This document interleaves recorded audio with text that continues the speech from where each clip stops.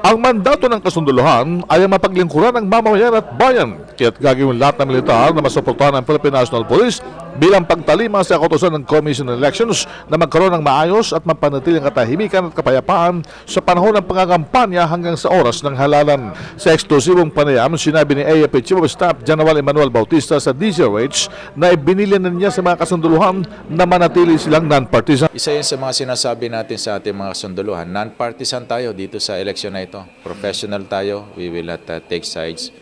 Our role is to vote and to keep the peace during the election.